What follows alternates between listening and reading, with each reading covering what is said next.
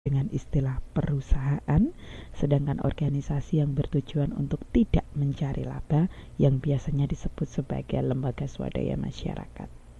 Jadi organisasi, saya ulangi, organisasi itu adalah sekumpulan orang yang bekerja bersama di dalam suatu sistem untuk mencapai tujuan bersama. Di dalam organisasi ada dua kelompok, yang satu adalah yang tujuannya mencari laba, yang satu yang tidak mencari laba. Nah, yang mencari laba ini yang disebut perusahaan, yang tidak mencari laba ini yang disebut sebagai LSM atau lembaga swadaya masyarakat.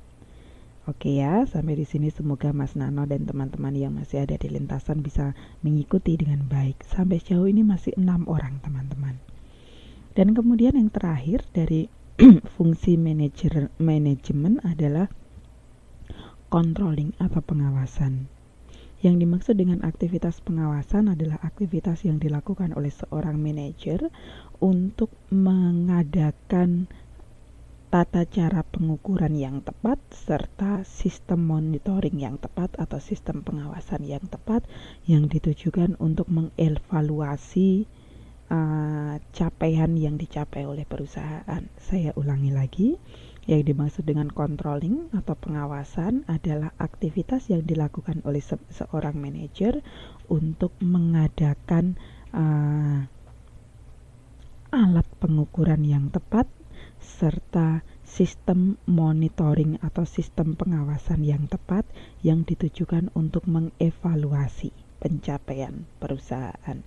Oke, itu yang dimaksud dengan controlling. Nah, kalau kita lihat di sini ternyata semua aktivitas itu saling terkait. Planning terkait dengan organizing, terkait juga dengan leading, serta terkait juga dengan controlling. Dan controlling juga kembali terkait dengan planning. Sehingga kalau teman-teman kemarin ingat masih ada pertanyaan, apakah kalau hanya salah satunya saja yang baik maka manajemennya dikatakan baik? Maka saya sampaikan tidak. Di dalam aktivitas manajemen yang baik memang keempatnya harus saling sinergis dalam berhubungan. Semuanya harus dilakukan dengan baik. Oke, sampai di sini teman-teman ada pertanyaan.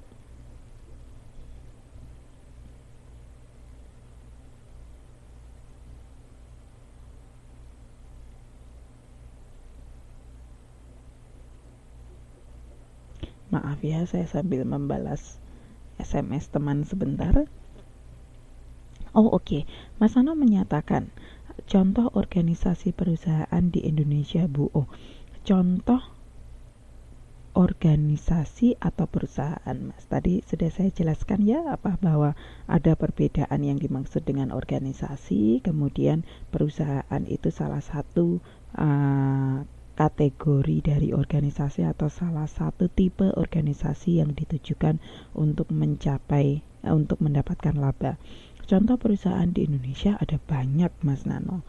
Dari perusahaan yang masih domestik, yaitu pasarnya ada di dalam Indonesia sendiri. Misalnya kalau pas jalan-jalan di Malioboro di Yogyakarta, maka kita akan menemukan ada pedagang-pedagang kaki lima, begitu kan? Pedagang kaki lima bisa juga terdiri dari sekelompok orang yang punya tujuan bersama, maka mereka mau kerjasama untuk mencapai tujuan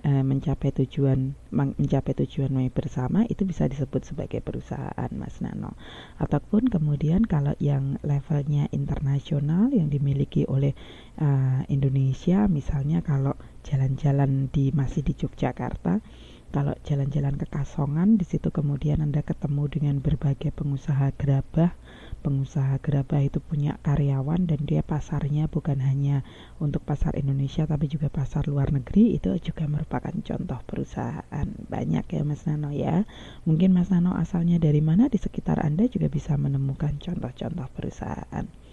Perusahaan itu tidak harus yang besar, karena kategorisasinya kan sekumpulan orang. Nah, sekumpulan orang itu asal sudah lebih dari satu, jadi 2 orang, misalnya paling sedikit 2, mereka kerjasama dengan satu sistem tertentu untuk mencapai tujuan bersama, sudah bisa disebut sebagai perusahaan. Nanti kalau di dalam kategorisasi perusahaan memang ada PT, ada firma, kemudian ada CV, itu akan dijelaskan di mata kuliah pengantar bisnis.